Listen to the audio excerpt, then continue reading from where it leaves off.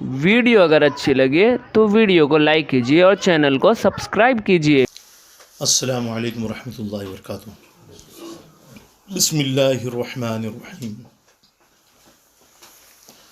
پچھلے جمعہ میں آپ حضرات کے سامنے حضور صلی اللہ علیہ وسلم کی سیرت سے متعلق کچھ ضروری باتیں بیان کی گئی تھی، اور نبی کریم صلی اللہ علیہ وسلم کی پیدائش کے بعد میں حضور صلی اللہ علیہ وسلم 4 سال تک حلیمہ سعدیہ کے پاس میں رہے، پھر 2 سال تک حضرت آمینہ کے پاس میں رہے، اپنے والدہ کے پاس میں، پھر اس کے 2 سال بعد تک اپنے دادا عبد المطلب کے زیر تربیت رہے۔ پھر عبد المطلب کا انتقال ہونے لگا تو عبد المطلب نے آپ صلی اللہ علیہ وسلم کو، اپنے پوتے کو، ابو طالب کی کفالت میں دیا۔ اور جیسا کہ آپ کو بتایا گیا کہ ابو طالب نبی کریم صلی اللہ علیہ وسلم کے حقیقی چچا تھے، کیونکہ حضور صلی اللہ علیہ وسلم کے والد محترم عبداللہ، جن کا 25 سال کی عمر میں انتقال ہوا تھا، زیادہ عمر نہیں تھی، صرف 25 سال کی عمر، نکاح کے 1 سال کے بعد میں انتقال ہو گیا، اور آپ اس وقت میں جو ہے ماں کے پیٹ میں تھے۔ عبداللہ ابو طالب کے حقیقی بھائی تھے، یعنی ایک ہی ماں سے دونوں پیدا ہوئے تھے، اس لیے عبد المطلب نے آپ کو ابو طالب کے حوالے کیا۔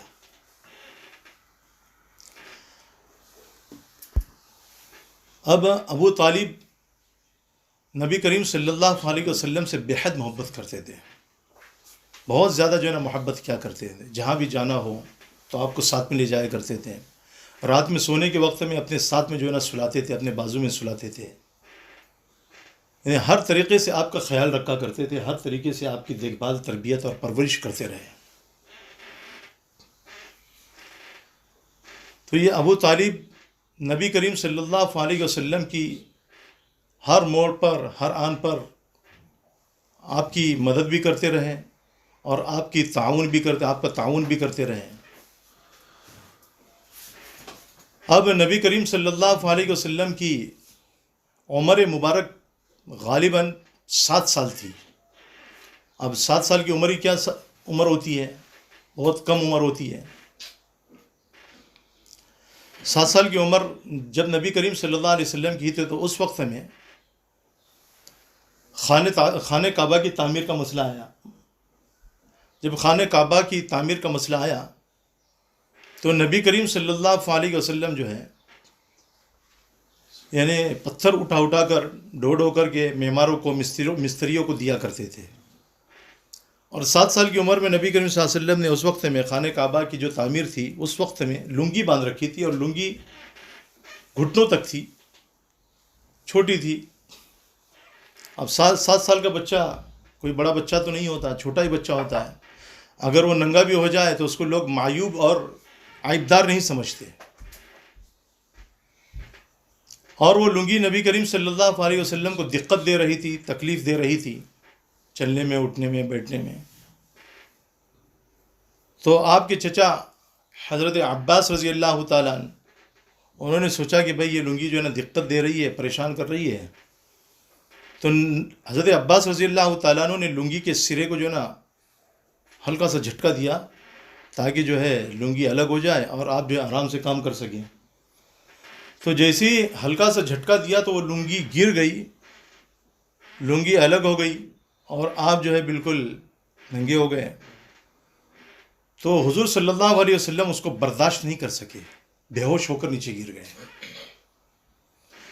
اس سے اس بات کا اندازہ لگایا جاتا ہے کہ چھوٹے بچوں کے اندر بھی حیا اور شرم ہوتی ہے، اور یہ حیا اور شرم اللہ قدرتاً اور فطرتاً بندے کے اندر رکھتا ہے، لیکن بعد میں جو ہے نا ماحول جو ملتا ہے تو ماحول کی وجہ سے وہ ختم ہو جاتی ہے، حیا اور شرم، ماحول کی وجہ سے وہ حیا اور شرم ختم ہو جاتی ہے، جیسے آج کل ہم ماحول دیکھ رہے ہیں۔ تو بہرحال نبی کریم صلی اللہ علیہ وسلم بے ہوش ہو گئے، تو لوگوں نے جیسا ہی دیکھا تو لوگ شرمندہ ہو گئے۔ اب لوگ سمجھ گئے کہ بھائی اس وجہ سے محمد صلی اللہ علیہ وسلم بے ہوش ہو گئے۔ تو فوراً جو ہے آپ کو لنگی باندھی. تھوڑی دیر کے بعد میں ہوش میں آئے. تو 7 سال کی عمر میں نبی کریم صلی اللہ علیہ وسلم کے اندر یہ شرم و حیا تھی. ایک مرتبہ ایسا ہوا کہ نبی کریم صلی اللہ علیہ وسلم کو جو ہے نا مجبور کیا گیا، زبردستی کی گئی کسی شادی کی مجلس میں لے جانے کے لیے. اب اس شادی کی مجلس میں جو ہے نبی کریم صلی اللہ علیہ وسلم اپنے دوست و احباب کے ساتھ میں گئے. اور شادی کی مجلس بھی جانتے ہیں آپ کیسی ہوتی ہے. آج کل تو بعض شادی کی مجالس جس میں رقص بھی ہوتا ہے، جس میں سرور بھی ہوتا ہے، جس میں جو ہے نا گانے بجانے بھی ہوتے ہیں، ہے نا. اور آج کل تو لوگ جو ہے نا منگنیوں میں، شادیوں میں لاکھوں روپے خرچ کرتے ہیں، اور بے حیائی جو ہے نا عام ہوتی ہے. تو بہرحال حضور صلی اللہ علیہ وسلم اس نکاح کی مجلس میں جیسے پہنچے تو اللہ نے جو ہے نا آپ کی آنکھ لگا دی. آپ سو گئے، آپ کو سلا دیا. اب صبح میں جب اٹھے تو دیکھا کہ وہ نکاح کی مجلس جو ہے نا بالکل ختم ہو چکی تھی، اس کا کوئی نام و نشان بھی نہیں تھا. تو اللہ نے جو ہے اس طریقے سے نبی کریم صلی اللہ علیہ وسلم یہ حیا کی اور شرم کی حفاظت فرمائی، اور آپ کی عزت کی اس طریقے سے حفاظت فرمائی. تو اس سے یہ بات معلوم ہوتی ہے کہ اللہ رب العزت اپنے انبیاء کی شروع سے تربیت فرماتے ہیں، اپنے خاص بندوں کی شروع سے تربیت فرماتے ہیں. تو یہ تو جو ہے ابو طالب کی کفالت کا مسئلہ ہوا. سب سے پہلا جو نبی کریم صلی اللہ علیہ وسلم نے شام کا سفر کیا تھا، اس وقت میں نبی کریم صلی اللہ علیہ وسلم کی عمر مبارک 12 سال تھی، اور خانہ کعبہ کی تعمیر کے وقت میں کتنے سال تھی؟ 7 سال. اس کو یاد رکھتے جائیں کہ پہلا سفر شام جو تھا اس میں نبی کریم صلی اللہ علیہ وسلم کی عمر مبارک 12 سال تھی. اب ابو طالب جو ہے شام کی طرف تجارت کے لیے جانے لگے، اور ابو طالب نے سوچا کہ میں جو ہے جاؤں اور میرے ساتھ میں جو تجارتی قافلہ ہے وہ جائے، اور محمد صلی اللہ علیہ وسلم کو جو ہے یہیں پر مکہ میں چھوڑ دیا جائے.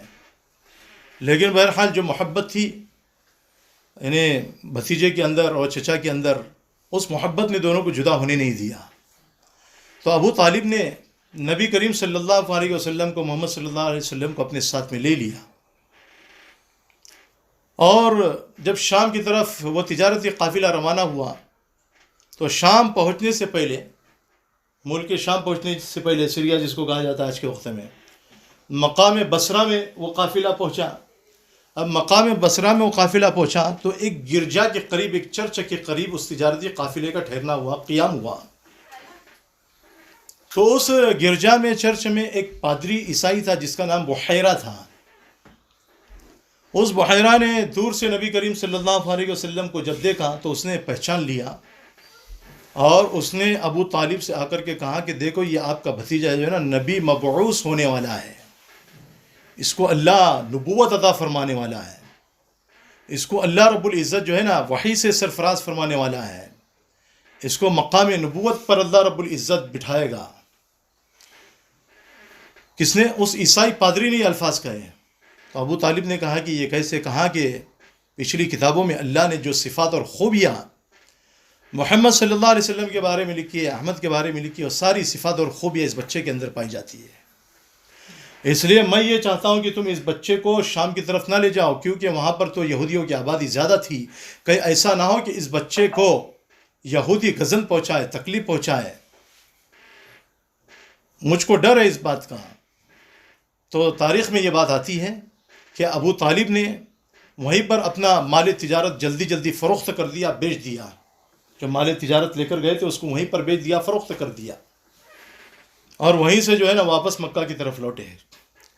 اور بعض روایات میں یہ بھی بات آتی ہے، جیسے تاریخ اسلام وغیرہ ہے، کہ ابو طالب نے نبی کریم صلی اللہ علیہ وسلم کو جو ہے کسی کے ساتھ میں جو ہے واپس مکہ کی طرف کر دیا، اور خود جو ہے ملک شام کی طرف بڑھ گئے. جیسے رحمۃ اللہ عالمین میں بھی ہے، تاریخ اسلام میں بھی ہے، اور بھی کتابوں کے اندر موجود ہے.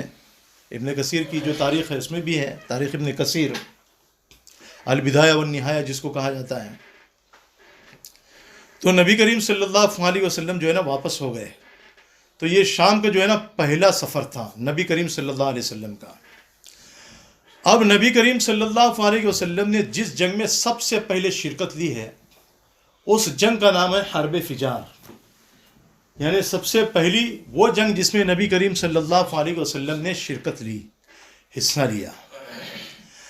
مکہ میں ایک جگہ کا نام تھا مقام عکاظ، اور اس مقام عکاظ میں وہاں پر جو ہے نا بازار بھی لگا کرتا تھا، میلے بھی لگا کرتے تھے، مشاعرے بھی ہوا کرتے تھے، گھوڑوں کی یعنی گھوڑ دوڑ بھی جو ہے نا ہوا کرتی تھی، اور اسی طریقے سے پہلوانی کشتیاں بھی ہوا کرتی تھی، اور دنگل بھی ہوا کرتے تھے مقام اوقاز میں۔ بڑے بڑے پہلوان آیا کرتے تھے، بڑے بڑے شاعر آیا کرتے تھے، عربی شاعر آیا کرتے تھے۔ بہرحال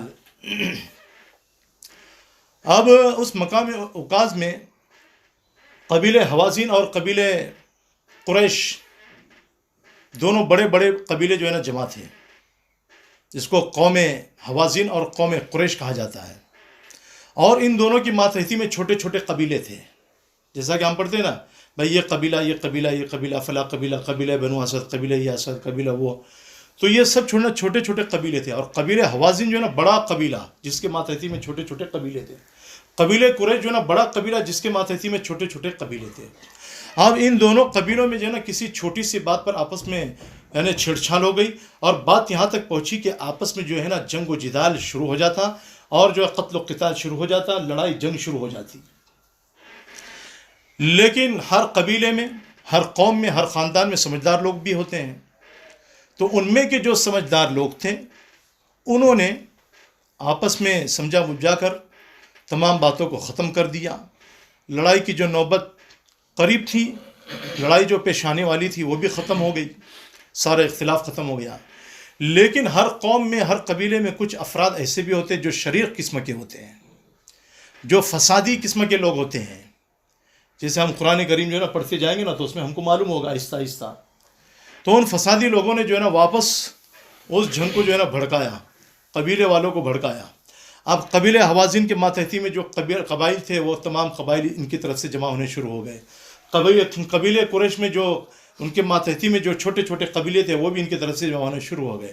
اب یہ لڑائی چار بڑی بڑی لڑائیوں کا سلسلہ بنی، اور ہر لڑائی جو ہے نا پہلی لڑائی سے بڑی بڑی ہوا کرتی تھی۔ اور نبی کریم صلی اللہ علیہ وسلم نے جو ہے نا چوتھی لڑائی میں شرکت لی ہے، اس کی چوتھی لڑائی میں شرکت کی ہے۔ اور اس لڑائی میں جو بڑے بڑے پہلوان تھے، بڑے بڑے طاقتور تھے، انہوں نے کیا کیا تھا تاکہ لوگوں کے سامنے اپنے آپ کو بزدل یعنی بزدلوں میں شمار نہ ہونے دے، اس وجہ سے اپنے پیروں میں بیڑیاں ڈال دی تاکہ جنگ سے واپس نہ لوٹ سکے۔